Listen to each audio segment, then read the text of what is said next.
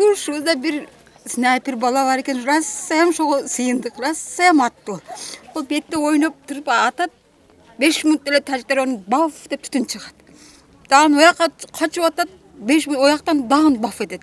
Çegiran çeçi bersеңиздер жакшы болот эле. Качанга чейин ушинтип качып жүрөбүз. Ойлабаңыздар, буюрса жакшы болот. Kaçanları biz neçe yıldan beri ana şu lafalda gelecek жатабыз. Emdi büttü. Men misal kayınım öttü, onun balası öttü. Кийимгече жетиштүү эле? Мен балдарыма салып, өзүмө салбай унутуп калганмын да. Ойлабаңыз, жакшы болот баары.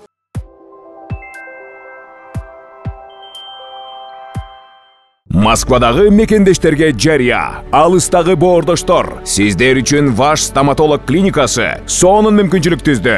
Улукбектин катталуучуларына ар жекшемби сиздер үчүн тиш жулуу акысыз жана ошондой эле ультра үндүү тиш тазалоо болгону 1,5 миң рубль. Дареги бульвар Рокоссовский метросу, Открытое шоссе көчөсү 14. Метродон болгону 3 мүнөт аралыкта. Ваш стоматолог клиникасында төмөнкү кызматтар көрсөтүлөт. Хирургия, терапия, ортопедия, ортодонтия, имплантация, брекет система. Саат 9-дан 21:00-гө чейин жума бою дем алышсыз кызмат көрсөтөт. Ваш стоматолог заманбап жабдууларды орнотуп, тажрыйбалуу такшалган дарыгерлерди гана ишке алган. Бизде рентген жана консультация акысыз. Ваш стоматолог сиздин ден соолугуңуздун сакчылыгында. Урматтуу көрөрмандар, биз азыр Аксай айылынын тургундары Атайын Баткен мамлекеттик университетинин көп тармактуу колледжине келип, ушул жакта жайгашыптыр. Эми бул жактагы акыбал кандай болуп атат? Бул жактагы жашоочулардын пикирин укканы келдик. Ошол жака койчу да биздин жоокерлердичи. Анан атам ошо жоокерлерге жол көрсөтөм деп постоянно ошолор менен калчу. Ар дайым урушта ошентип калчу. Мунусунда да мектептеби? Мектепте. Мунусунда да ошондой эле ойлоп, ошо жоокерлердин алдында болчу. Кайсы жоокерлердин? Кыргыздардын жоокерлерин ошо мектепке апарып төктү да. Баары тажик-кыргыз конфликт чыккан сайын. Анан атам ошо кыргыздардын жоокерлери менен болду, солдаттар менен. Ошо жака тажиктин солдаттары бастырып кирип, анан атып, күйгүзүп эмек турат анда. Кыргыз аскерлер бар беле? Кыргыз аскерлери да болгон, алар да каза болгон, качып кутулгандары качып кутулуптур. Күч жетишсиз да биздечи. Алар тажиктер көп болгон, бизде 2-3 эле солдат болгон экен мектепте. Эми биздин угушубуз боюнча ошондой. Анан качып чыккан солдаттар 1-2 өзүнүн айылдаштарына айтыптыр. Мухтар байке бизди качырып чыгарды, ошо жолду көрсөтүп. Биз качып чыктык, өзү ошол жерде кача албай калып кетти деп ошентип айтыптыр. Атам өзү успет кылбай калыптыр качканга. Мен ошо Аксайдын группасында элем да, угуп отурдум да менчи Бишкекте. Анан ошол мектепте Мухтар аке калыптыр деп группадан сүйлөп атышты. Анан бир мезгилде бирөөсү айтып калды, биз чалсак телефонун тажиктер көтөрүп атат. Эмне болуп атат деп айтты. Мен өзүм чалдым. Апам чалган экен менден мурда. Апам чалса анан биз Рабатка качып барып эле түшкөндө эле бир жолдошума звонок кылайынчы, кырдаал кандай болуп атат экен деп звонок кылдым. Кылсам эле бир тажик алды. Тажик алды эле, анан коркуп кеттим. Алсам эле сөөгүнүп, бакырып, кыйкырып аткан экен. Кайра өчүрүп коюп эле коркуп туруп калып, дагы кайра чалдым. Дагы чалсам, дагы алды дагым. Эме бул Кыргыз Аксай Тажикстан болду деп бакырып атат. Тажикче айтып атабы? Тажик шонтуп бакырып атат да. Анан өлүң көрөйүн деп эле өчүрүп койдум да. Өчүрүп эле анан кайнагама звонок кылдым. Ала эниңизге звонок кылсам, тажик алып атат деп. Ошондой эле жок болгон окшойт. Сиздер кантип кутулуп калдыңыздар? Бизде уруш башталганда үйдө болчуңуздар да сиздер? Баарыбыз үйдө болчу. Баарыбыз эле үйдө уктап атканбыз. 6-да. Эртең мененки саат 6-да болчу. Зылдап эле анан качып чыгаргыла деп кабар келип калган. Анан биз апамдарды чыгарып, өзү да айылдын этегине качып өттүк эле. Атам ошентип мектепке кетти. Эмнеге эми уруш болуп атса мектепке кетти ал? Мектепте айтып атпайм, постоянно биздин жоокерлерди, солдаттарды. Ошо мектепке жайлайт да. Ошо кароо болуп, жоопкерчиликтүү иш деп барып ошолорго ачып жол көрсөтүп турайын дегенде эми постоянно барып кайра кетчү да. Ошентип эле ойлоду да, мынчалык болушуну билген жок. мындай болушуну билген жок да. Билсе качат эле да мында. Biz apamlar Иниңиз анан не болуп барды анын артынан? анын артынан барган жок. Иним мен көз чок болчу, иним көзчү. Айылдын этегинде тоого жакын жерде болчубуз. Ошол жерге тажиктин военный эмелери кирип келди. Аксайды бастырып эле кирип келди. Кирип келгенде биз ойлоппуз, булар кыргыздар деп ойлоппуз. Сиз да бар белеңиз? Ооба, мен иним анан дагы бир МЧСтин иштеген бир өкүлү болчу. Үчөөбүз болчу. Анан 5 военный машина кирип келип эле биз кыргыздар деп ойлодук да. Анан пулемотторун бизге моундай бурганда анан биз билип калдык тажик экенин. Анан эптеп мен ошол жерден мен качып кутулдум. Иним менен тиги экөө ошол жерде эле жан берип атып таштап туруп ошол жерде эле. Мени деле Кудай сактады, бир 70 метр деле болчу да мен тажиктердин алдындачы. Мени да аткылады, качып эптеп моундай сайларга өзүм таштап ошентип кутулуп кеттим. Сабыр кылыңыздар өзү. Канча жашта эле иниңиз? Иним 2000-жылы 23 жашта. 22. Ошентип атам менен инимден айрылып калдым. Сабыр кылыңыздар эжем.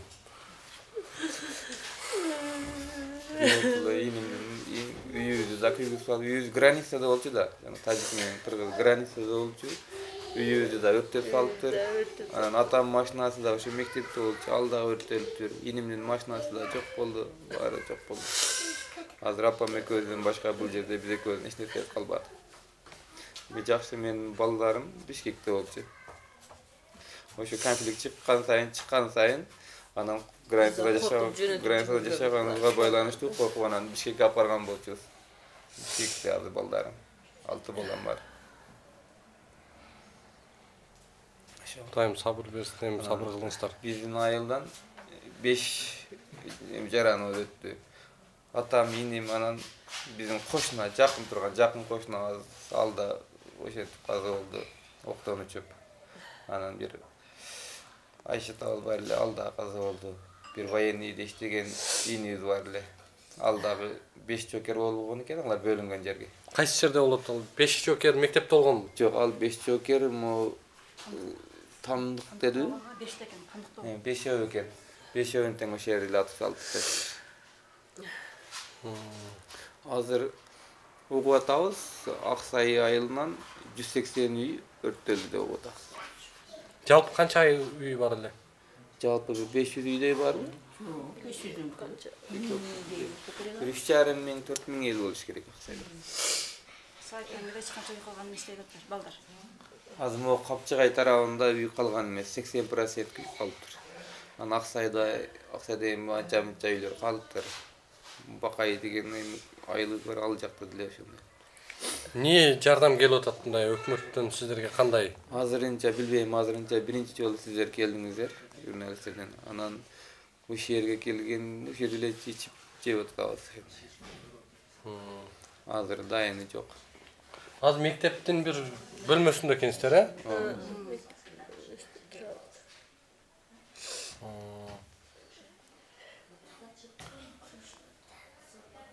Кудай сактап.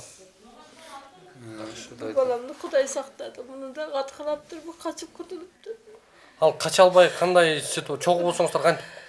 Ал ошентип айтып атпайм, пулемотту бизге бурганда эле иним жалаң болгон. Мына жалаң эле жер болчу да.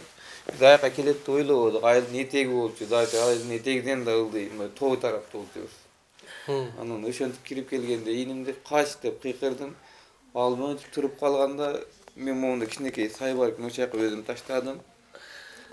Кайра инимди карай албай калдым, ачыгын айткандачы. Инимди ошо жайында эле атып салыптыр. Анан тиги МЧСтин жаранды алды эле ошол жерде атып салыптыр. Качылык менен өлтүргөн. Мага да тиги МЧСтин баласын деп. Аны да кескилеп, бычактар менен кескилеп өлтүргөн окшойт. Ошо айтууларга караганда мен өзүм көрө албадым. Жарат болуп калганда бирок инимди көрдүм. Инимди табып келгенде муяктарыны полный ок тешип таштады. 10 чакты ок тешиптир ошону. Анан мына беттерине тийиптир. Атамды атып бир жолу күйгүзүп салды.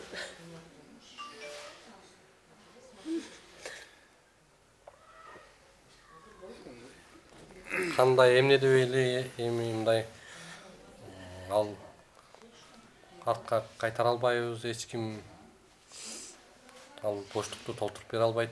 Ошо согуш болуп атса, сиздер кантип жаназага көмдүңүз? Согуш болуп атканда эртеси күнү бир аз тынчыл болганда, эртеси күнү барып табып, өлүктөрдү табып, анан байкемдин үйүнө алып келип, айылдын этегинде да байкемдин үйчү.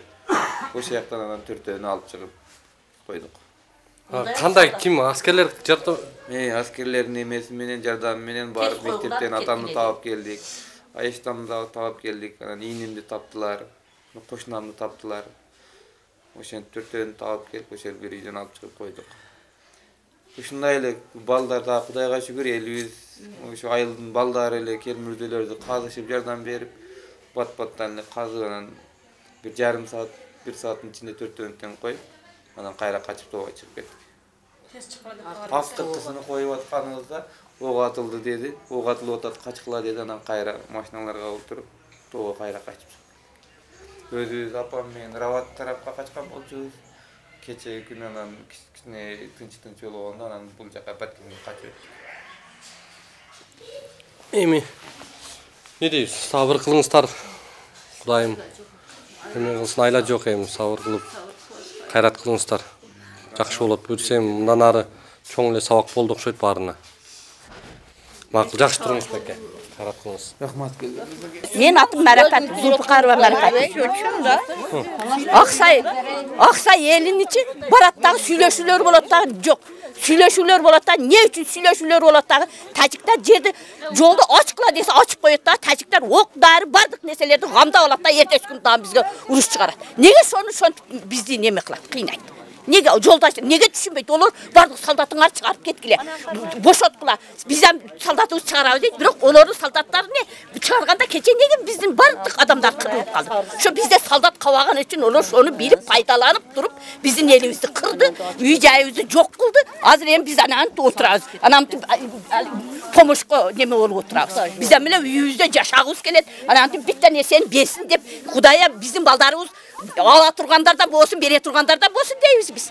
Азыр муктаж болуп отурабыз. Чындай биздин максатыбыз бардык Аксайдын эли, бардык немелер, эли журт туган бардык Аксайдын эркектери бардык айтып отурат. Ошо Аксайдын жерини военный городок кылабы, не кылса кылсын, бирок бардык ушеттерди төлөсүн, бизге биз жактан жакшы жайлы, биз ham тынчыраак жашай турган болоюк да. Качаңар биз нече жылдан бери ана ушул акалда келе жатабыз.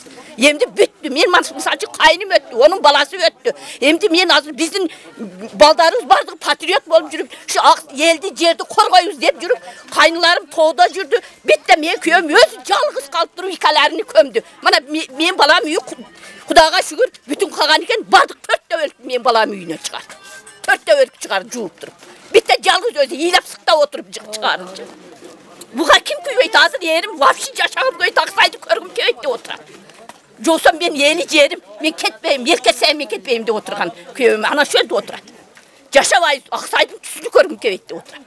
Аты жөнүңүз кандай? Мен Аксай айылынын тургунумун, Мария Османовна. Мария эже, кайсы жака эвакуация болдуңуздар? Биз биринчи Раватка бардык. Раватка барсак ал жерде элдер көп экен. Биринчи күнүбү жанагы согуш башталганда? Ошол биринчи күн. Кантип качып бардыңыздар? Ал жерден бизге группалардан келди. Бетте жылыңыздар, мен үйүм өзү тажиктарга өтө жакын. Жолдун бул бети тажик, бул бети мен. Тез чыгыңыздар деди, кичинекей нөрлөрүм жетелеп, уктаган бойдон көтөрүп, күйөөм портер бар. Ошол портердин асыга чыктык, коңшуларга бакырдым. Коңшулар келип инди. Ошонун нары чыктык. Канча киши кеттиңиздер портерде? Жол катта бүттүн андай жардам сураган энелерди, балдарды жийип 38 адам чыктык. Портерге жүктүк. Портерге. 38 адам болуп чыктык. Кайка бардыңыздар анан? Шонун уруп шо мурун бизде жол салынган. Раватка карай тоодон жол салынган. Ошол жолго менен чыгып тоого чыктык. Тоого чыксак айтты, Раватка барбай эле коюңуздар. Ал жакта кайра начар экен шарт деди. Адамдар кайтып бияка келип атат экенсиздер, барбай эле коюңуздар деди. Ошол тоодо жаш балдар менен кыйналып, тапкан каттын наныбыз бар, башкасы бар, балдарга жедирдик. Келиндер, энелер. Жедирип вактынча турдук. Өзү кеч кирип кетип атат. Мен неберем бар, 6 айлык, 7 айлык. Алар ыйлап, суу, сүт деп бакырат. Анан отуруп айттык, жок, буларды жайлаш керек. Ага буга зона кыла баштадык. Зона кылсак, жок, келиңиздер, Рават жака келиңиздер. элдерди эвакуация кылып жайлатат экен дейт. Ал жерге барсак элдер өтө көп экен. Үчтөөдөн ар жактан барып жай жок бизге. Кайра сиздер Коргондун Актерек деген жагы барыңыздар деди. Ошол жерге барсак бир эже бар экен. Күтүп алып жүрүңүздөр менин үйүмө деп 38 адамды ошол эже карады. Кайсы айылда? Коргондун Актерек деген айылда. Анан Баткенден мына келсе келе бул жакта айтып атышат, ушу эвакуациядагы ошол көп үйлөргө жеткизип атабыз. Жардамга көп бир үйдө 5-6 семьялар, 30-40 киши жашап аткан, ошолорго ташып атабыз дешти да. Жетпи сиздерге жардам? Анан биринчи күн ал келин жанынан кылып берди, чындыгында. Тополоң кокустан бардык да, ал да күтпөгөн жерден болуп кетти. Биринчи күн өзүнүн эле жанын тапканын бышырып берди. Эртеси күнү барса бир немеде эт бериптир бирөө жардамга. Ошол эт тап келди, анан кийин өкмөттөн бардыбы жана МЧСтен барып аткан жардамдар? Ошо биз жөнөгөнгө жакын кичине макарон, 1-2 коло май барды. Анан 10 килодан un бериптир. Шуну жаап жеткизип туруңуздар, бизден жетишпей калды деди. Ошо 10 кило ундан анан о келин жапты, жедик. Кийин анан бияка келүүгө мажбур болдук. Ар кандай фаника жүрдү. Жаш балдарды алып бияктан чыгыңыздар, ар ким ар кандай эм жалган чын бар кандай фаника жүрдү. Ошол жерден у адамдар менен байланыштык. Байланыштырсак 3 саатка жол ачылды деди. 3 саатка жол ачылганда ошо баягы 38 адамды жаш балдарды портернасынан салып алып, кайрадан бияка карап көзөп жөнөдүк. Бир анта заправкада бензин жок, сварка жок. Епте сварканын акыркы немесине чейин Баткенге келдик. Баткенге келсек адамдар бар экен, бир келин менен бир бала келип, биз сиздерге жайлап жардам берейик деп калды. Айттык эми эмне болсо дагы бүгүнчө түнөгөнгө жайтабайык деп, ушу Баткен коллеждик аймакка келдик. Коллежине келип, ошол жерде жайланып, азыр 2-3 күндөн бери шитте турабыз. Бул жерге биринчи келгенибизде бизди дагы ушу спорт залга киргизди. Бул спорт залда жашап атат экенсиздер азыр, э? Спорт залда жаш балдар менен жашадык. Каяка жатып атат? Бул жерде канча киши жатты жалпы? Жалпы саны биз келгенде аз эле, бери чакта эле. Азыр 2-3 күндөн бери 200ге жакын болуп кетти. 200 киши ушул жерде жатып атабы? Азыр анан биз мындай ар кандай фаника болгондончу бирөө келип жаздырып коюп, дагы фаника алдырып 200 семья башкалыктарга кетип калды. Нокатка, Айдаркенге, Кадамжага кетти. Биз мана ошол жерде жатып турдук, неберелер менен. Суук болбойбу кечинде? Кечинде жакшы эле азырынча. Саар кеч суук болот. Ошо саар кеч суук экен го. Анан саар кеч суук болот. Анан балдар эч нерсе болбойбу, мына мен кичинекей неберем бетте ыйлап адамдарды тынчына бергенге, наракта комната бар экен, класстар. Ошо класска жылдырдык. Неберем кичине табайын суук тапкан экен, суук тийип. Ошол жака жылдырдык. Төшөнчү жетиштүү белеби? Төшөнчү жетиштүү. Элге рахмат. Ушул жерде жашап турабыз вакытынча.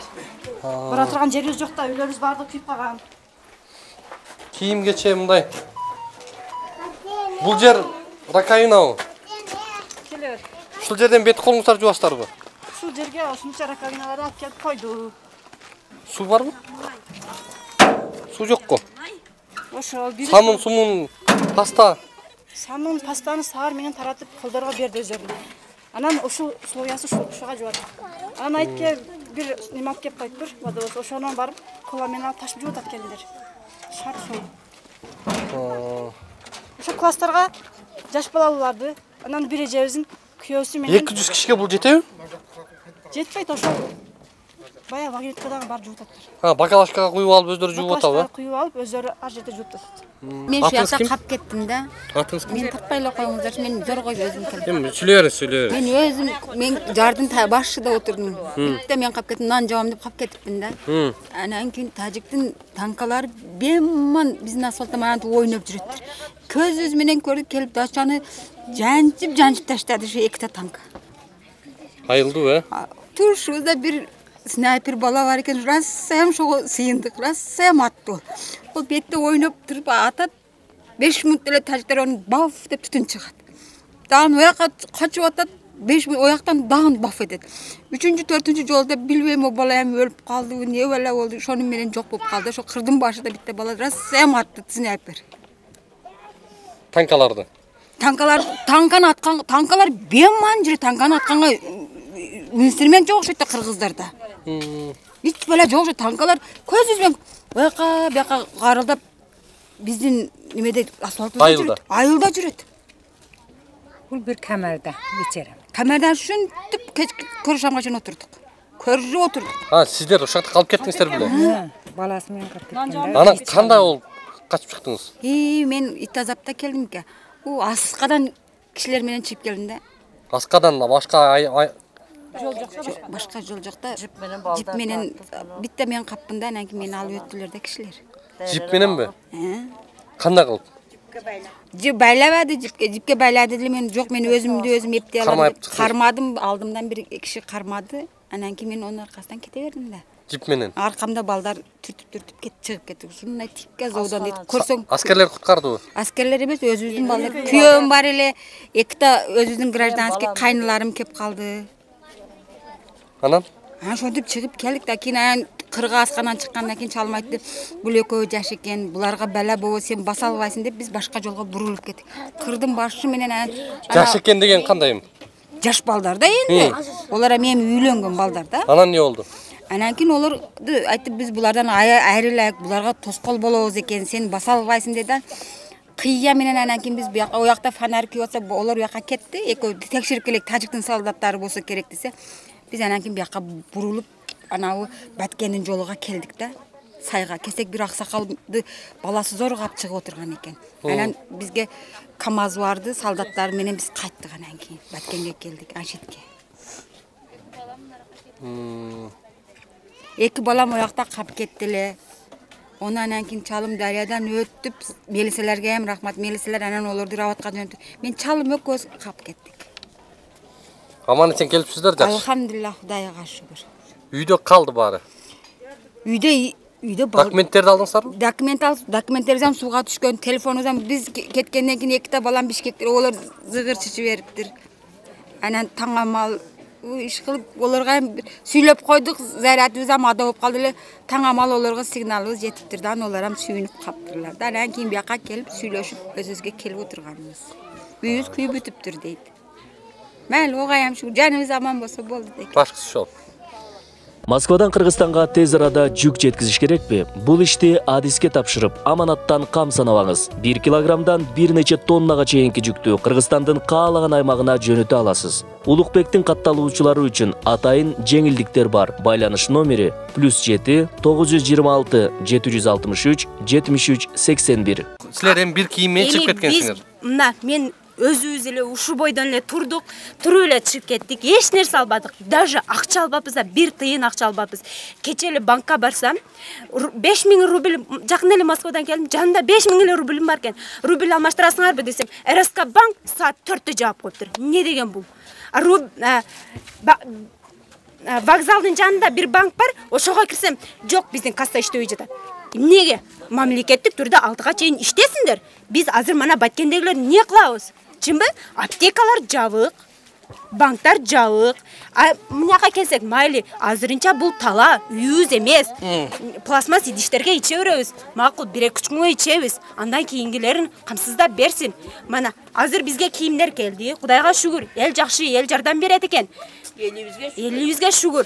Мына найскилерибизди бирден берип атат. Балаларга ар бирге памперстен берип атат. Качан берип атат? Кудайга шүгүр. Азыр сиздерден келерден алдың, бизге элден каяктан күн помощь келди деп кеч айтты. Анан ошону азыр бияктагы кишилер бияка кийимдерди жайды, керектүүлөрүн алды. Кудайга шүгүр. Бирок азыр эң негизгиси эле мынакта одноразовый идиштерге ичип калдык. Ошолорго идиштерди алып келип бергенде жакшы болмок. Сабап нерде балалуулар бар, анан олор жуусаң деле мен азыр дежурство болуп жатам 2 күндөн бери. Жуусаң деле май чыкпайт да. Аны кайра эме боло берет. Идиш жок болот ошондо. Идиш жок болот. Мына эженин колунда эле доказательство да. Мен ошол жерде жооптумун. Облуста мен бөлүнгөнмүн. Башка жакка мен жооп бере албайм, бирок мага бөлүнгөн участкага биз бүт баарын берип атабыз. Тамак ашыны камсыз кылып атабыз убагында. Туурабы? Анан көңүлүн сурап турам, мен өзүм ошол жерде эртеден кечке дежурмун. Кыргызстан жигити бол, сен келгениңе рахмат. Даже текшергениңе ham жакшы. Сен атыңды угуп, банетке келгениңден сүйүнүп чыктык. Даже элден өзүнөн келип сурап атам мен. Бүгүн кандай тамак кылып бересиң силерге деп. Мына өздөрү айтып. Буйрса. Туурабы же? Эми кемчиликтер болот. Анткени ал мамлекет эле эмес, эл да даяр эмес эле. Аны моюнга алабыз. Кээ бир учурда да шарттар болуп калат. Ага моюнга алабыз. Мисалы жанагы одноразовый идиш боюнча бүгүнкү күндө азыр Ош мамлекеттик университети менен Ош жөнөттү. Уже келди алды. Азыр чөчө жаңыга берет. Иш аяктар келди. Иш аяк келди. Тамак аш жетиштүү. Болбогон өзү университетте камсыз болуп атабыз. 3 күн. Атым Мадина. Алдыңа алып ал, алдыңа алып сүйлө. Şu balдар менен ошентип качып жүрөбүз.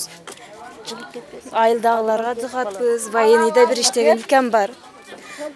Ошого азыр дыгатмын. Эсен болушун тилеп. Чек араны чечип берсеңиздер жакшы болот эле.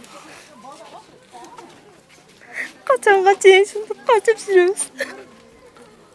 Ыйлабаңыздар, буюрса жакшы болот. Эми жакшы эле сабак болду окшойт. Эми жакшы чечимдерге барсаар. Канчалаган жоокерлербиз, элибиз өтүп кетти. Чек араны чечип берсе жакшы болот эле. Барганым менен көп үйлөр күйдү, барып жашай албайсың, жүрөгүң чыдабайт.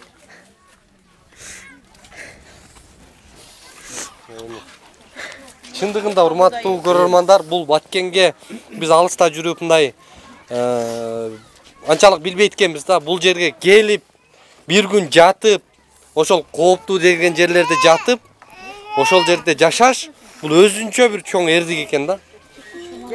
Адамдар шунчалык сергек болуп калыптыр, бир дабыш чыкса, бир кыйкырык же музыка жанагындай бир катуу үн чыкса, абдан мындай бир стресс экен да. Баары жалпып калып мындай качып чыкканга, бир жака качканга мындай стартта турушат экен да. Канча балаңыз бар? Сиз 4 балаңыз менен чыктыңызбы, э? Кийимгече жетиштүүбү? Мен балдарыма салып, өзүмө салбай унутуп калганмын да. Ыйлабаңыз, жакшы болот баары.